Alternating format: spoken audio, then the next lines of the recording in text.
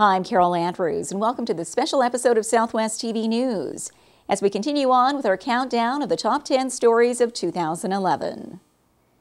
In at number 5, the Lyric Theatre and its capital campaign. Throughout the year, a number of corporate donors came on board, helping out the theatre.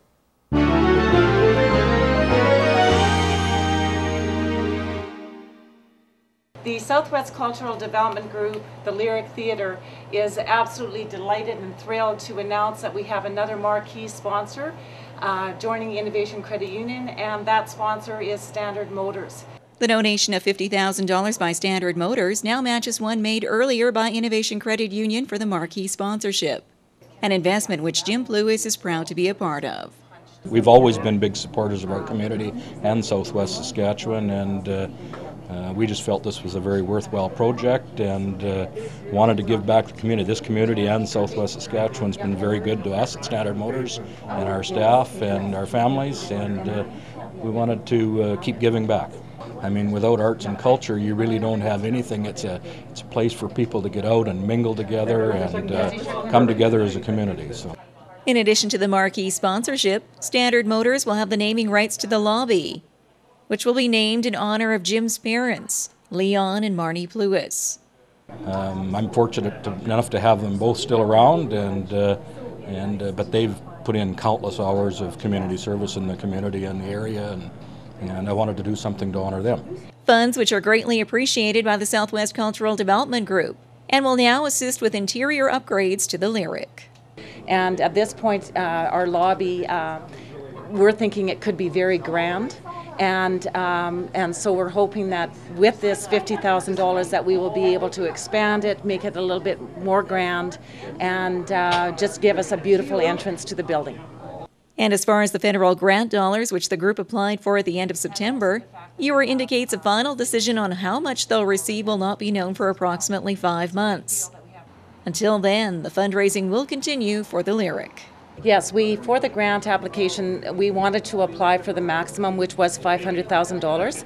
So to do that, what we had was we did have $500,000, but the $500,000 was taking $100,000 from our reserve account. We are not wanting to actually use that. We are wanting to have that as kind of a contingency plan and our funding, and so that is why we're still fundraising. And now with this $50,000, and plus we've raised another $4,000, we still have about $46,000 that we're trying to raise. The Lyric Theatre will celebrate its centennial in 2012.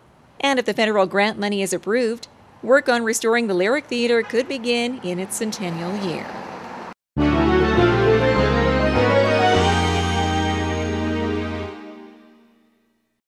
It's been a project 3 years in the making, and this sod-turning ceremony marks the start of the construction phase on the new Southwest Integrated Healthcare Facility in Maple Creek. Today represents another step in the process towards the construction of the Southwest Saskatchewan's newest health facility. The project has become a reality through a true community effort, thanks to a steering committee made up of local residents who believed in the need for a new hospital. In August of 2008, we decided that we needed local input into solving some of our problems that were existing at that time, and so we formed a committee, and then we went out and approached all the RMs and how-to-rate colonies and had town hall meetings, lots of input from concerned citizens, lots of input from RM counselors and Reeves, etc., and we formulated a plan, and we raised $12 million in 2 months to hopefully, be our share of whatever complex we could come up with. Tom and his wife Vicki went one step further by donating the 7.5 acres of land for the new healthcare facility. Land which had originally been intended for their own aspiration of starting up a nursery and orchard. Although early soil tests proved the land to be unfruitful in this aspect and more well-suited for construction. I'm hoping that now the really important work starts, building the actual building and having the community see it come to fruition.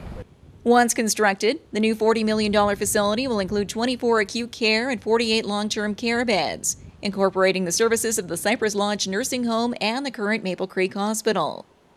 Other services will include EMS, telehealth video conferencing, home care, public health, and other departments benefiting clients.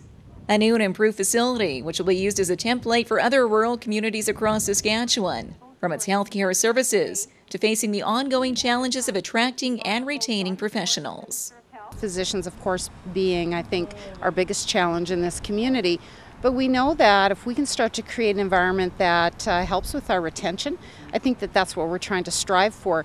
The other thing is that we've been very dependent on particular professions, and we need to find a way to continue to provide health services in the absence of any given health professional, and that is part of what we're trying to build into our model, is how do we create sustainability if we don't have a full team on the ground every given day. So, you know, that's going to be, I think, the value of what it is that we're trying to really get to here in Maple Creek. And once open and operational, the new Southwest Integrated Healthcare Facility will not only alleviate any extra trips to Swift Current or Medicine Hat for healthcare services, but solidify the future of the town. The definition of a rural community, I guess, to me is one that's sustainable and that's booming. We like to consider ourselves, we will be the hub of the Southwest, you know, for tourism, for business, for education, sports. It's all linked to this Southwest Integrated Healthcare Facility. Construction on the new Southwest Integrated Healthcare Facility in Maple Creek is set to begin next spring, with plans for a grand opening in 2014. The old hospital will then be demolished, and the Cypress Lodge and current EMS building will be handed over to the town.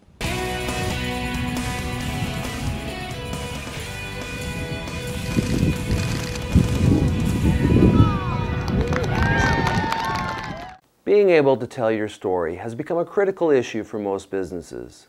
But there are many choices to consider. The bottom line is you need to be able to connect with your customers. And nothing works better than video. Why do I say that? Take a look at this.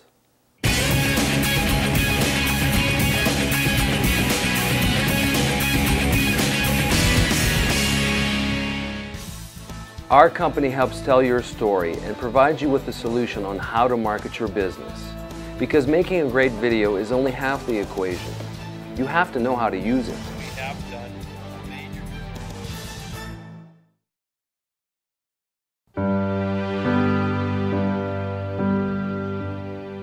Hi, I'm Wayne Elhard, MLA for Cypress Hills. Christmas is upon us, with all the preparations that come with it. But I hope this season, each of us will step back and consider what matters most in our lives, our relationships with others, and our relationship with God, who provided His good news of love for each of us. On behalf of my family, I wish you a Merry Christmas and a happy and prosperous New Year. Wishing you and yours a Merry Christmas and Happy New Year from the management and staff of Stuke Pharmacy in Leader. Season's greetings and the best in the coming year from the Mayor, Council, and staff of the town of Shaunavon.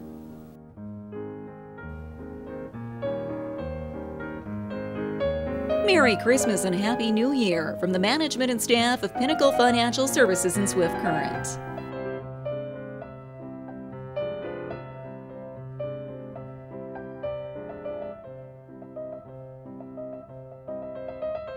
Wishing you the best this holiday season and into the new year from the board, management, and staff of Innovation Credit Union. And moving along to our third biggest story of the year, it surrounds a series of public meetings here in Swift Current about a proposed integrated facility in the city.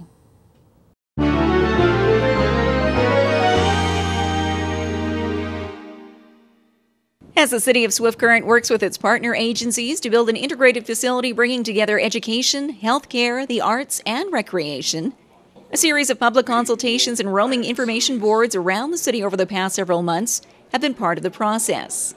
Residents had their opportunity to voice their comments for or against the project at the recent meeting at the iPlex.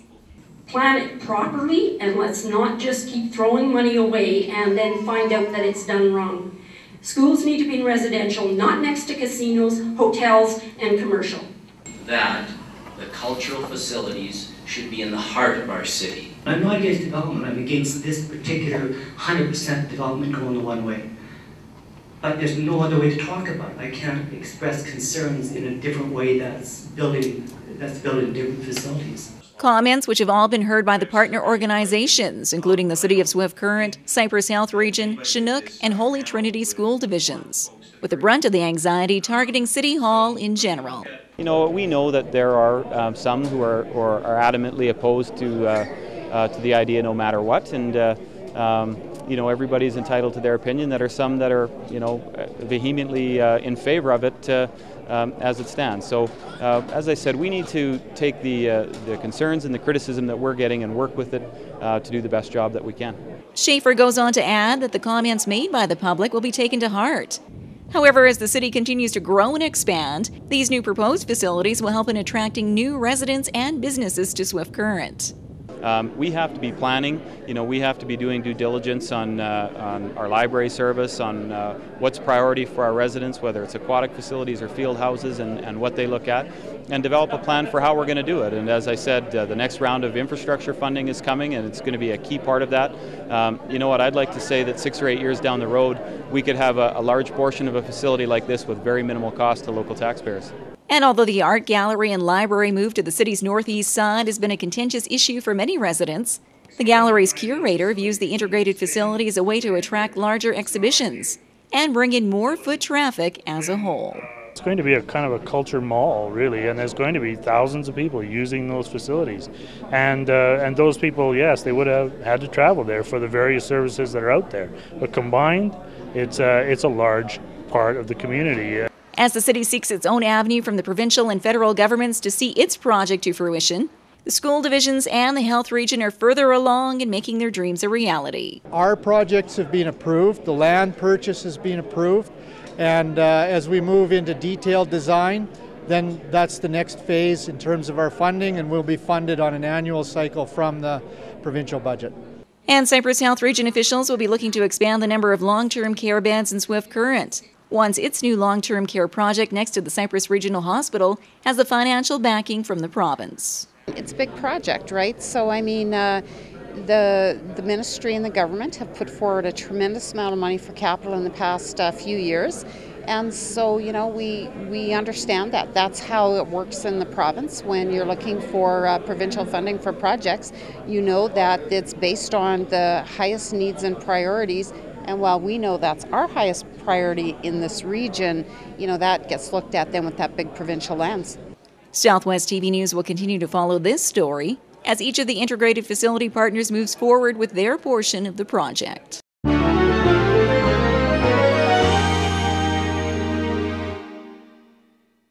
Well, these are walls that we've made out of metal crates with geotech and sand, and then there's poly on the outside to hold the water out.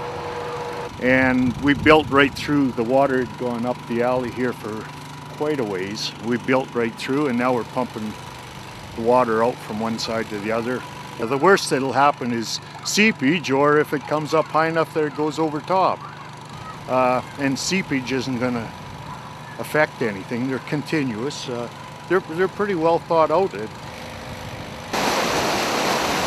At 9 a.m. on Monday morning, water is flowing very quickly at Riverside Park in southeast Swift Current.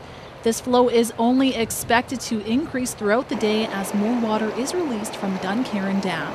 Heading into the northeast area of the city, the flooding situation doesn't improve any. Right now we're at about 7th Avenue Northeast on Monday morning, and as you can see, there are a number of houses which may be affected as the flow continues to increase throughout the day. 6th Avenue and Herbert Street Northeast has turned into Sandbank Central. And the city is also preparing a barricade to help protect houses along the creek. With the barricade being here, if the water does come up, hopefully there's going to be enough sandbags that we don't get it in right behind us. This morning it was actually running a lot faster, and it's even a little bit higher this morning, so it's gone down a bit, but I'm kind of worried because they say it's going to go up again. My neighbors, they're loading up a trailer and bringing over some manpower right away with lots of sandbags. So I just kind of got started. We're going to try and build a berm on the high part and move it away a little bit. I took everything that mattered and I moved it high. So everything is either upstairs or out of the basement, anything that was important. Some of the worst flooding in Swift Current is seen right here on 11th Avenue Southeast. Joe Vandekar is asking the community to come out and help sandbag today as they try to protect their homes.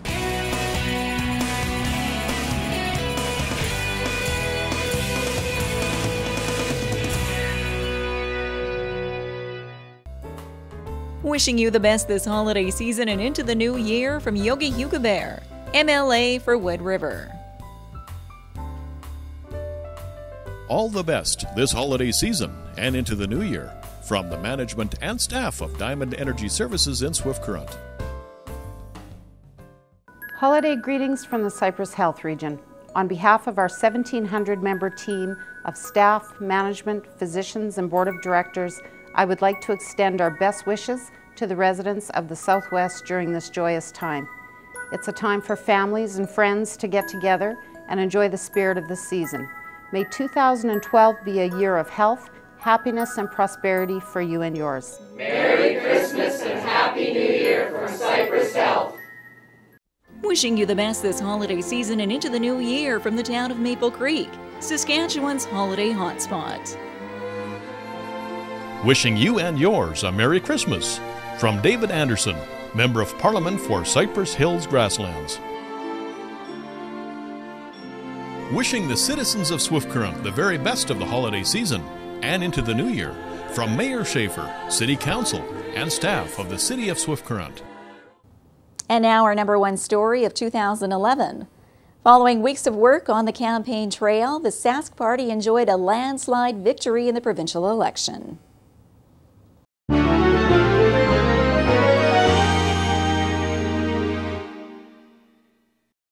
Following weeks of campaigning for candidates across Saskatchewan, voters went to the polls on Monday to cast their ballot in the 2011 provincial election. And here in Swift Current, local candidates were also out exercising their democratic right. Hopefully people brave some slippery roads and get out and vote for whomever their candidate of choice. And once the votes were all tabulated, Brad Wall, the Saskatchewan Party, took the majority of the votes, seizing 49 seats compared to 9 for the NDP. Brad Wall once again seized his home riding in Swift Current, picking up 5,929 votes, compared to 1,224 for Aaron Enns of the NDP, and 192 votes for Amanda Hugstead of the Green Party. It is a humbling thing. So first and foremost, it's an honor to be elected as the MLA, and then to have the job as Premier of this province at such a historic time in our history, at a time of leadership. It is a great honor. I will never take a single day for granted. I have the best job in the country. And although Wall's opposition candidates and first-time contenders in provincial politics are not heading to the legislature, they're still pleased with their overall results. I think the campaign actually went very well. I think we ran a very strong campaign. I'm very proud of the team I've got. I'm very proud of what we were able to do. It's a very tough riding, and we had 4 weeks to pull everything together, and I think we did something amazing. We have nothing to be ashamed of. You know what? I'm proud. I'm proud to be me, and you know what? I tried the best I could, and I'll keep on going, and you never know, could be elected in 4 years, we don't know. And as Brad Wall looks forward to his second term as Premier, he says he'll focus on the following points for his Swift Current riding. We've attracted some important investments in education for the community. We're going to be building new schools. The same is true for group home spaces for people with disabilities. That's been a priority, and we've achieved some success there, although there's more work to be done. Long-term care is the number one priority for this constituency, and we'll be working on that issue. Meanwhile, his local contenders offer these words of advice and hopes for the future of the province. I think it's important that we support our seniors, we support our students, we support our education system, and we support our healthcare system. And we need to make sure we make those investments now so we have those in the future. And I hope that they really listen to the people and they open the books to the people and the taxpayers. And I really believe that there's a lot of things that are hidden and they need to come forward. Brad Wall was first elected the MLA for Swift Current in 1999, became the leader of the Saskatchewan Party in 2004, and the Premier of Saskatchewan in 2007. Well, this wraps up our countdown of the top 10 news stories of 2011. Be sure to join us daily online for the latest news from across Southwest Saskatchewan and so much more at mylocaltv.ca. And be sure to follow us on Twitter and Facebook. From all of us here at Southwest TV News, all the best to you and yours in the new year. I'm Carol Andrews.